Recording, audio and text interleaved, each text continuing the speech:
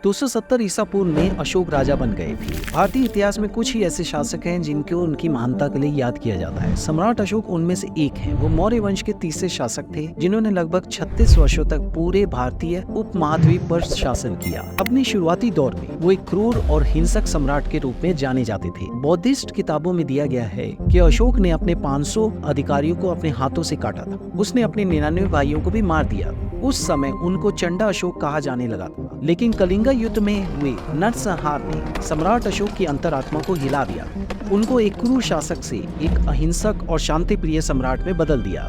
सम्राट अशोक ने ऐसे बहुत सारे कार्य किए जिनके लिए उनको एक महान शासक के रूप में जाना जाता था। बौद्ध के अवशेषों को संग्रहित करने के लिए अशोक ने दक्षिण एशिया और मध्य एशिया में 84,000 स्तूपों का निर्माण किया। मौर्य सम्राट के सबसे प्रतिष्ठित अवशेषों में से एक अशोक चक्र और सारनाथ का सिंह स्तंभ था। अशोक ने बराबर की गुफाएं, महाबोधि मंदिर और सांची जैसे स्थानों पर बौद्ध विहार यानी मोनेस्ट्री का निर्माण करवाया। नालंदा विश्वविद्यालय और तक्षशिला विश्वविद्यालय जैसे बौद्धिक केंद्रों का भी निर्माण उन्होंने करवाया था। अशोक ने 1 लाख लोगों की मौत की कीमत पर कलिंगा युद्ध जीता था और भारी हानि और भयानक नरसंहार ने उन्हें बौद्ध बना दिया था। इसके बाद अशोक ने अपना जीवन ज्ञान और शांति की खोज के लिए समर्पित किया। अशोक का मानना था कि ज्ञान शक्ति है और उस शक्ति को संरक्षित करने की कुंजी ज्ञान को इकट्ठा करना है, विकसित करना है और इस तरह से लागू करना है कि जिसका उपयोग महत्वपूर्ण कार्यों के लिए किया जा सके। लेकिन अगर ये ज्ञान गलत हाथों में पड़ जाए तो भयानक परिणाम भी हो सकते हैं। परिणाम स्वरूप उन्होंने एक गुप्त समाज का निर्माण करने के लिए विभिन्न क्षेत्रों और विषयों से संबंधित भारत के 9 सबसे प्रतिभाशाली दिमागों को इकट्ठा किया, जिसे द 9 अननोन मैन सोसाइटी के नाम से जाना जाता है। विज्ञान के 9 समर्पित अनुयायियों को चुना गया और प्रत्येक को मानव जाति के किसी एक विशेष क्षेत्र से संबंधित ज्ञान को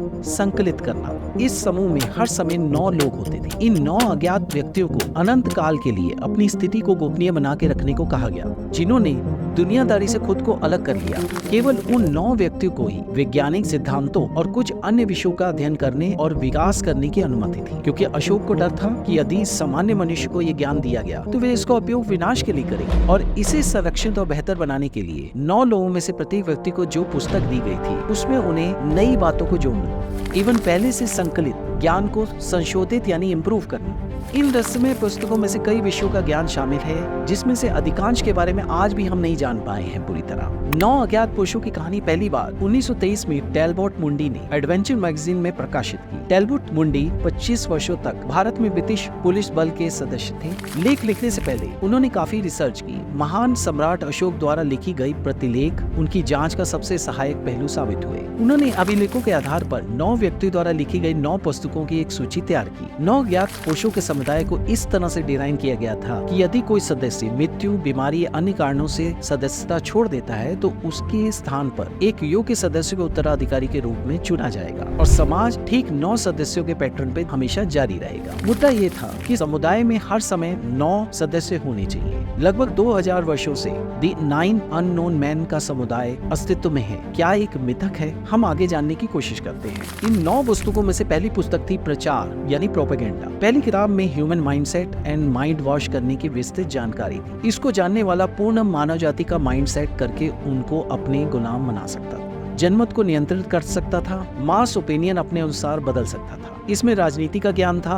कहा जाता है कि इसी किताब के विशिष्ट ज्ञान से ही उस समय बौद्ध धर्म का प्रचार दूसरे देशों में बड़ी तेजी से फैला। दूसरी पुस्तक फिजियोलॉजी में। इस पुस्तक में फिजियोलॉजी को शामिल किया गया और दर्शाया गया कि किसी को केवल छू के कैसे उसकी हत्या की जा सकती है। ये एक तकनीक जिसे टच ऑफ डेथ के रूप में जाना जाता है। ये भी कहा जाता है कि इस किताब के लीक होने से मार्शल आर्ट जूडो का जन्म हुआ। तीसरी किताब संचार यानी कम्युनिकेशन से रिलेटेड थी। इस पुस्तक में संचार विधियों का अध्ययन शामिल। इसके अनुसार 9 अननोन को एलियंस और बाहरी दुनिया के बारे में जानकारी इकट्ठी करनी थी, जिससे धरती के अलावा अंतरिक्ष के परग्रहियों से भी कम्युनिकेट किया जा सके। उनका ज्ञान आज के ज्ञान से भी ज्यादा उन्नत। चौथी पुस्तक गुरुत्वाकर्षण यानी ग्रेविटी से रिलेटेड थी। इस पुस्तक में गुरुत्वाकर्षण के रहस्यों को उजागर किया गया था। इसमें ग्रेविटी रिलेटेड सभी जानकारियां थी। इसमें एंटी ग्रेविटी अंतरिक्ष यान बनाने का विशिष्ट ज्ञान था। कहा जाता है कि विमान शास्त्र भी इसी किताब की देन है। 5वीं पुस्तक माइक्रोबायोलॉजी एंड बायोटेक्नोलॉजी पे बेस्ड थी। ये किताब जीवाणु, विषाणु एवं वायरस की जानकारी से निहित थी। इस किताब को जानने वाले वायरस फैलाकर किसी भी सभ्यता का अंत कर सकते थे। इसमें चमत्कारी औषधियां एवं पेड़ पौधों से बात करने की विशिष्ट ज्ञान भी था। छठी पुस्तक ब्रह्मांड विज्ञान या कॉस्मोलॉजी पे आधारित थी। इसमें अंतरिक्ष का विशिष्ट ज्ञान था, ब्रह्मांड की उत्पत्ति कैसे हुई, ग्रहों का ज्ञान, सौर मंडल की उत्पत्ति का पूर्ण विवरण था। इसके अलावा स्पेस टाइम, भविष्य देखने एवं भविष्य में जाने यानी टाइम मशीन के बारे में भी विस्तृत जानकारी। सातवीं पुस्तक कीमिया यानी एल्केमिक से रिलेटेड थी। ये पुस्तक मुख्य रूप से कीमिया या धातु रूपांतरण से संबंधित थी। एक किंवदंती है यानी कहावत है जिसमें धातुओं के मिश्रण से सोना बनाने की प्रक्रिया का ज्ञान था। इसका सबूत देने के लिए टैलबोट ने बताया कि सूखे के समय जब भी मंदिरों के निर्माण और धार्मिक राहत संगठनों में सोने की कमी आती थी, तब कभी कहीं गुप्त स्रोत से सोना उपलब्ध हो जाता था, जो कि इसी किताब की देन था। आठवीं पुस्तक लाइट यानी लेजर यानी प्रकाश से रिलेटेड है। ये पुस्तक प्रकाश के गुणों जैसे इसकी गति और इसके हथियार के रूप में उपयोग किए जाने के बारे में बताती थी। नौवीं और आखिरी पुस्तक थी समाजशास्त्र यानी सोशियोलॉजी से रिलेटेड। नौवें और अंतिम पुस्तक में समाजशास्त्र विषय को शामिल किया गया है। ये किताब सभ्यता का उदय और पतन की जानकारी को देती थी। इसमें समाज की प्रगति के लिए दिशा निर्देश थे और इसके विनाश की भविष्यवाणी करने के तरीके प्रदान किए गए थे। 9 अज्ञात पुरुष कौन है? क्या ये एक मिथक है? क्या कोई ऐसे ऐतिहासिक आंकड़े हैं जो इसकी विश्वसनीयता को स्थापित करते हैं? क्या कभी सबसे शक्तिशाली ज्ञान का संग्रह एकत्रित किया गया था? यदि हाँ, तो वे कौन है और अब कहाँ है? क्या हमें इन सवालों का जवाब कभी मिल पाएगा? वास्तव में 9 अज्ञात पुरुषों की कहानी 2000 वर्षों से भी ज्यादा पुरानी है। सभी प्रकार के धार्मिक, सामाजिक और राजनीतिक आंदोलनों से बचते हुए इन 9 अज्ञात लोगों ने सभ्यता को जन्म देते, नष्ट होते और फिर से जन्म लेते देखा है। गुप्त समाज हमेशा से उन्नत सभ्यताओं की विशेषता रहे। उनका उद्देश्य गुप्त होना है, चाहे वो इल्यूमिनेटी या फिर प्रायरी ऑफ साइन। कई निजी संगठन अस्तित्व में थे और कई लोग मानते थे कि वे ही हैं जो आम लोगों की नजरों से दूर पर्दे के पीछे दुनिया पर शासन कर रहे हैं।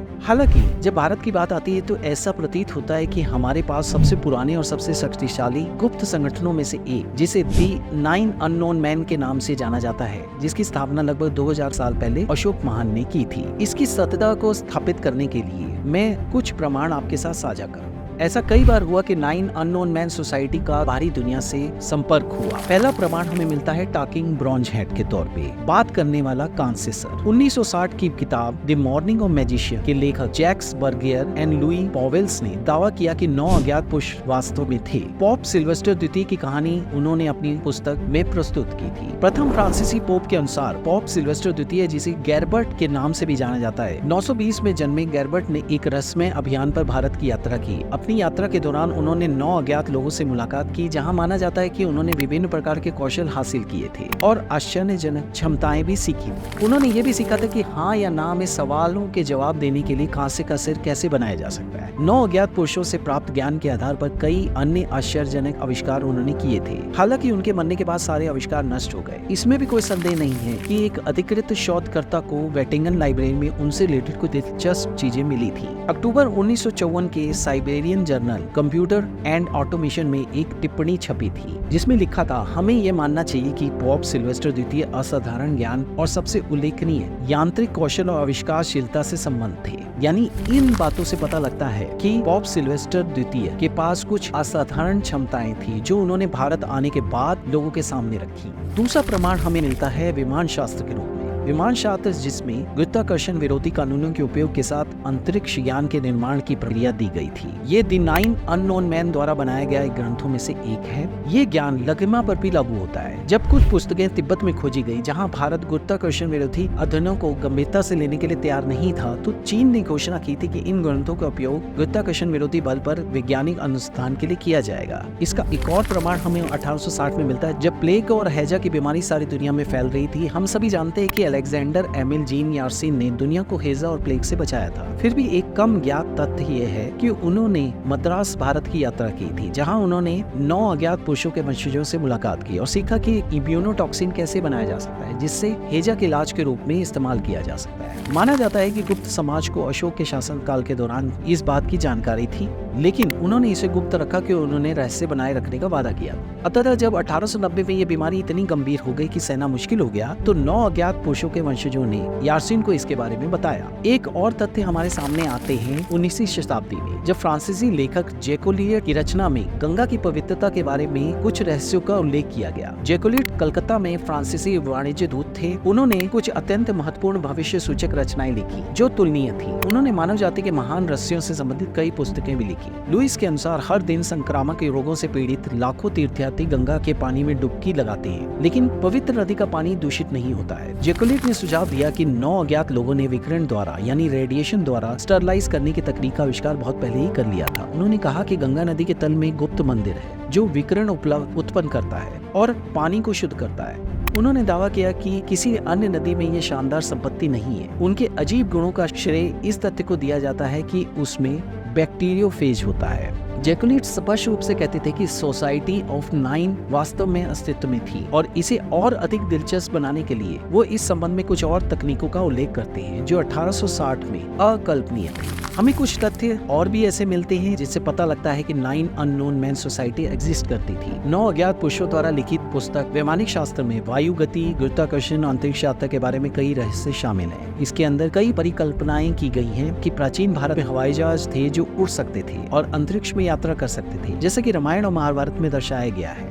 हालांकि इन दावों को नकारने के कई सिद्धांत भी मौजूद हैं। कुछ साल पहले लहासा में यानी तिब्बत के अंदर कुछ संस्कृत पांडुलिपियां मिली थी जिसमें इंटरस्टेलर स्पेसशिप यानी अंतर तारकीय जहाजों के निर्माण, गुरुत्वाकर्षण और वायु गति और अंतरिक्ष यात्रा के निर्देश थे। अफगानिस्तान में भी कुछ इस तरह की पांडुलिपियां पाई गई थी जो विमान के विवरण को दर्शाती थी कि कैसे हम विमान का निर्माण कर सकते हैं। ये संकेत देती हैं कि 9 अज्ञात लोगों ने ज्ञान को कहीं न कहीं संरक्षित करके रखा हुआ था। कहा जाता है कि हिटलर, जिसका इरादा पूरी दुनिया को जीतने का था, इन पांडुलिपियों से मोहित हो गया था और उसने कई बार इनसे ज्ञान निकालने का प्रयास किया। 1930 के दशक के दौरान उन्होंने ज्ञान इकट्ठा करने के लिए यानी जानकारी इकट्ठा करने के लिए तिब्बत और भारत में कई अभियान भेजे थे। कुछ लोगों को संदेह है कि नाजियों के हाथ कुछ ऐसी पांडुलिपियां लगी थी जिसका उपयोग उन्होंने अपनी जनता को मैनिपुलेट करने के लिए किया था और कुछ ऐसी भी पांडुलिपियां थी जिसमें विमान निर्माण से रिलेटेड जानकारी थी। तो ये स्वीकार करना बहुत कठिन है कि क्या प्राचीन जनजाति दी 9 अननोन मैन सोसाइटी लगभग 2000 साल पहले से गुप्त रूप से रह रही है। कुछ शोधकर्ताओं के अनुसार ये कथा एक महज एक महान कथा मात्र है। हालांकि अशोक ने अपने 9 अज्ञात सैनिकों को गुप्त रहने का आदेश दिया था। ऐसा माना जाता है कि वे अभी भी मौजूद हैं, इन रहस्यों की रक्षा कर रहे हैं, उन्हें अगली पीढ़ियों तक पहुंचा रहे हैं। जो तथ्य मैंने आपके सामने रखे उनके प्रमाण मौजूद हैं। सो इन तथ्यों को भी नहीं जुटलाया जा सकता कि 9 अज्ञात पुरुषों की कहानी एक मिथक है। बहुत से ऐसे तथ्य हैं जो समय के साथ छुपा दिए गए। ऐसे बहुत सारे ग्रंथ थे जो या तो मुगलों द्वारा जला दिए गए या फिर अंग्रेज अपने साथ उसको ले गए। आज भी कुछ ऐसे लेख या ग्रंथ हो सकते हैं जो कहीं तिब्बत या किसी और स्थान की गुफाओं या पुस्तकालयों में छुपे हुए हों। हमारे प्यारे भारत की सभ्यता आज से हजारों साल पहले से ही बहुत आधुनिक थी। हजारों साल पहले लिखे गए वेद, रामायण, महाभारत जैसे ग्रंथ इस बात का तथ्य पेश करते हैं। आप सबके क्या विचार हैं? अपने विचारों को कमेंट के द्वारा शेयर करें। अगर आपको इस वीडियो को देखकर अपने भारत पर गर्व है तो कृपया इस वीडियो को शेयर करें और हमारे चैनल को सब्सक्राइब करें।